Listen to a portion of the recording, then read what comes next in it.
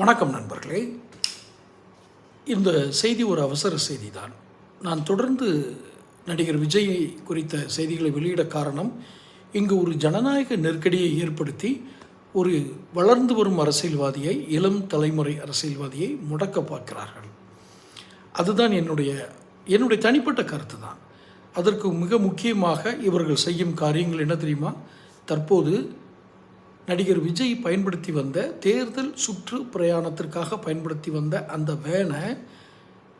வேனை பறிமுதல் செய்கிறார்கள். ஏன் செய்ய வேண்டும்? அதற்கு ஒரு காரணம். நேற்று மதுரை உயர்நீதிமன்றத்தில்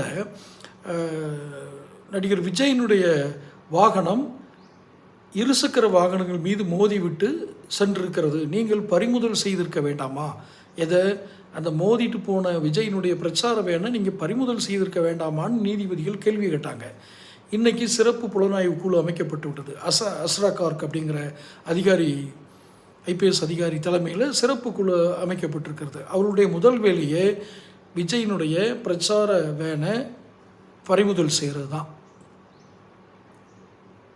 தொடர்ந்து முக்கிய நிர்வாகிகளை கைது செய்வது, விஜய்க்கு கைது செய்யப்பட்டு விடுவோம் என்ற அச்சத்தை ஏற்படுத்துவது, முக்கியமாக அவர்கள் தேர்தல் பிரச்சாரத்துக்கு பயன்படும் வாகனத்தை பறிமுதல் செய்வது. தொடர்ந்து இந்த நெருக்கடிகளால் விஜய் சோர்ந்திருக்கிறாரா அல்லது இன்னும் அவர் வேகமாக எழுந்து வருவாரா? இதெல்லாம் காலம் பதில் சொல்ல வேண்டிய கேள்வி. விஜய் பதில் சொல்ல வேண்டிய ஒரு தருணம்.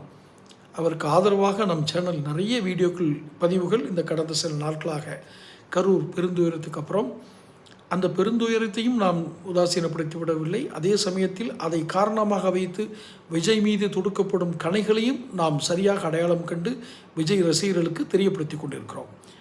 அந்த வகையில் தான் இந்த செய்தியும். தொடர்ந்து அதாவது நடிகர் விஜயினுடைய தேர்தல் பிரச்சார வேன் பறிமுதல் செய்யப்பட்டால், காவல்துறையால் பறிமுதல் செய்யப்பட்டால் அது விஜய் ரசிகர்களிடம் எந்த மாதிரி தாக்கத்தை ஏற்படுத்தும் என்று எனக்கு தெரியவில்லை.